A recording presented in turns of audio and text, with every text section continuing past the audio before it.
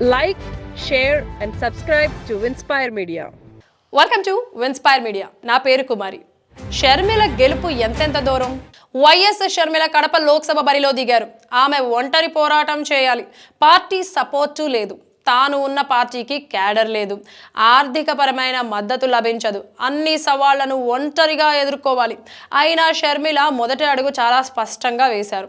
Voting ఎజెండాను ఖరారు చేసే ప్రయత్నము చేశారు. వైఎస్ రాజశేఖర్ రెడ్డి బిడ్డక, వివేక హంతకుడిక, ఎవరికి ఓటేస్తారని ప్రశ్నించడం ప్రారంభించారు. ఈ స్ట్రాటజీ పవర్ఫుల్ అనుకోవచ్చు. ఈ అంశాన్ని ప్రజల్లో చర్చకు పెడితే షర్మిల ప్రయత్నం సక్సెస్ అయినట్లే. అయితే ఇందులో ఎన్నో సవాళ్లున్నాయి. ఎన్నికల్లో ఓ నెరేషన్ క్రియేట్ చేస్తున్న షర్మిల, కుటుంబంలో షర్మిలకు బయటకు ప్రదర్శించని మద్దతు. కడప జిల్లా వైఎస్ కుటుంబం కంచుకోట. ఆ కుటుంబం రాజకీయాల్లో నిలదొక్కున్న తరువాత మరొకరు గెలిచిన చరిత్ర లేదు. కానీ ఇప్పుడు కడప లోక్సభ నుంచి వైఎస్ కుటుంబ సభ్యులే పోటీ పడుతున్నారు. అది కూడా వైఎస్ రాజశేఖర్ రెడ్డి బిడ్డలే తలపడుతున్నారు. వైసీపీ తరపున అవినాష్ రెడ్డి పోటీ చేస్తున్నా, జగన్ పోటీ చేస్తున్నట్లే లెక్క. అంత ప్రతిష్టాత్మకంగా తీసుకుని ఆయనకు టికెట్ కేటాయించారు. కాంగ్రెస్ తరపున వైఎస్ బిడ్డ షర్మిల పోటీ చేస్తున్నారు.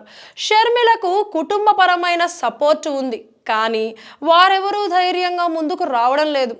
అధికారంలో ఉన్న జగన్ వైపే ఎక్కువ మంది ఉంటారు.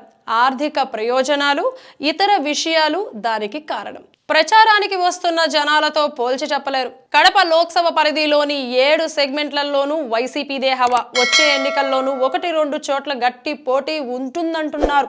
కానీ ఎదురీదుతున్నవేమీ లేవని అంచనాలకు వచ్చాయి. మరి షర్మిల గెలుపు ఎలా సాధ్యం? రాజకీయాల్లో ఫలితాల అంచనా అసాధ్యం. వివేక హత్యపై అందరికీ తెలిసిన నిజాలు. కొత్తగా షర్మిల, సునీత చెప్పాల్సిన పని లేదు. అందుకే హంతకుడికి ఓటు వేయవద్దన్న ప్రచారం. రాజకీయాల్లో ప్రజా తీర్పును ఆషామాషిగా అంచనా వేయలేం.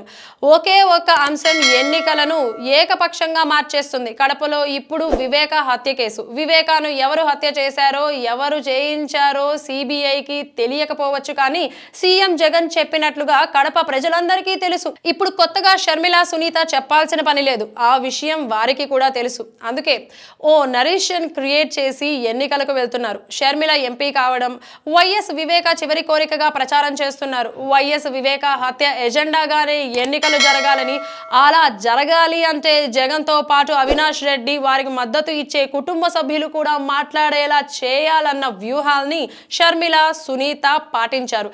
జగన్, అవినాష్ రెడ్డి వివేక హత్యపై మాట్లాడారు. రవీంద్రనాథ్ రెడ్డి సమర్థింపులు వైరల్ అయ్యాయి. దళిత, ముస్లిం ఓట్లను ఆకట్టుకునేందుకు షర్మిల మరో ప్రయత్నం. బీజేపీతో జగన్ సంబంధాలపై విస్తృత ప్రచారం. షర్మిల అలాగే వైసీపీ ప్రధాన ఓటు బ్యాంక్ అయిన దళితులు, ముస్లింల ఓటు బ్యాంకును కాంగ్రెస్ వైపు మళ్లించేందుకు షర్మిల వ్యూహాత్మకంగా గురిపెట్టారు. బీజేపీకి గులాంగిరి చేస్తున్నారని, బీజేపీ, వైసీపీ వేరువేరు కాదని ప్రజల్లోకి బలంగా తీసుకెడుతున్నారు. ఈ క్రమంలోనే దళిత నేతల్ని పెద్ద ఎత్తున కాంగ్రెస్ లోకి ఆకర్షిస్తున్నారు. వైసీపీలో టికెట్ దక్కని దళిత నేతల్ని వరుసగా పార్టీలో చేర్చుకుంటున్నారు. మరోవైపు వైఎస్ సునీత షర్మిలకు మద్దతుగా రోజు ఏదో రూపంలో ప్రచారం చేస్తున్నారు. టీడీపీకి 4.5 లక్షల ఓట్లు. షర్మిల వర్సెస్ అవినాష్ రెడ్డి అన్నట్లుగా పోటీ సాగితే టీడీపీ ఓట్లు షర్మిలవై, వైసీపీ ఓట్లు కనీసం 30% చీల్చితే షర్మిలకు విజయావకాశాలు. కడపలో టీడీపీకి నికరంగా 4.5 లక్షల ఓట్లు ఉన్నాయి. ఎజెండా ఏమీ లేకుండా ఎన్నికలు జరిగినప్పుడు ఆ ఓట్లన్నీ టీడీపీకి పడతాయి. ఇప్పుడు షర్మిల అజెండా సెట్ చేయడానికి ప్రయత్నిస్తున్నారు. వైసీపీ ఓటమే టీడీపీ లక్ష్యం కాబట్టి టీడీపీ ఓటర్లు షర్మిల వైపు మొగ్గితే సంచలనం నమోదవ్వచ్చు. కానీ అలా జరగాలంటే షర్మిల ఖచ్చితంగా వైఎస్ఆర్సీపీ ఓట్లను కనీసం 30% వరకు సొంతం చేసుకోవాల్సి ఉంటుంది. పార్లమెంటు నియోజకవర్గం మొత్తం 55 నుంచి 60% వరకు ఓట్లు వైసీపీకి ఉన్నాయి. వీటిని 40%కి తగ్గించి ఆ ఓట్లు షర్మిల తాను పొందితే ఫలితం తారుమారవుతుంది. అందుకే కడపలో సంచలనం నమోదు కాదని ఎవరూ గట్టిగా చెప్పలేకపోతున్నారు.